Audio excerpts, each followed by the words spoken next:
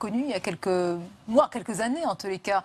Emmanuel Macron sans parti, sans soutien, il en a eu beaucoup après, et vous les connaissez, on peut les citer. Est-ce que ce n'est pas quand même un changement en douceur, même si le mot révolution est galvaudé, malgré tout? On découvrira un jour surgissement. que la Bible de ces gens-là, c'est Orwell.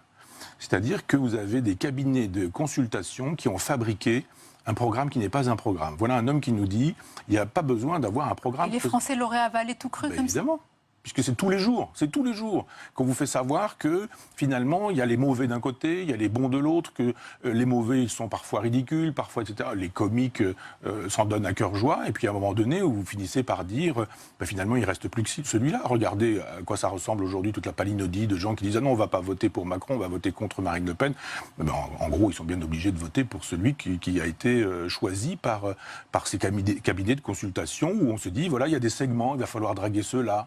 Alors là, un jour, on dit il n'y a pas de culture française. Une autre fois, on va en Algérie et on va parler du génocide. Une autre fois, on va flatter la croupe du cheval de Jeanne d'Arc. Les contradictions des responsables politiques, c'est pas nouveau. Non, mais à chaque fois, vous avez emmagasiné un secteur, un segment de la société. Et quand vous avez dit du bien de Jeanne d'Arc, quand vous avez dit du bien du général de Gaulle, quand vous avez dit du bien de François Mitterrand, quand vous avez dit du bien du FLN, par exemple, en Algérie, quand vous avez dit qu'il n'y avait pas de culture française et que vous avez séduit tous les incultes, ça fait du monde, eh bien, il y a un moment donné où chacun n'entend que ce qui lui a été dit personnellement. Il dit, mais ça me va, et ce personnage, on va laisser de côté le reste, finalement, je vais voter pour lui. Voilà pourquoi on a des gens comme Robert Hue qui soutiennent cet individu, qui est aussi soutenu qui par... ne sera pas au gouvernement, oui.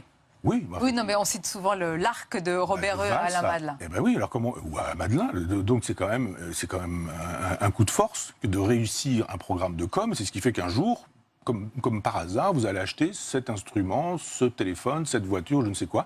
Un jour, tout est fait dans la logique publicitaire pour que le jour où vous ayez besoin d'une lessive, vous achetiez la lessive Macron. En tous les cas.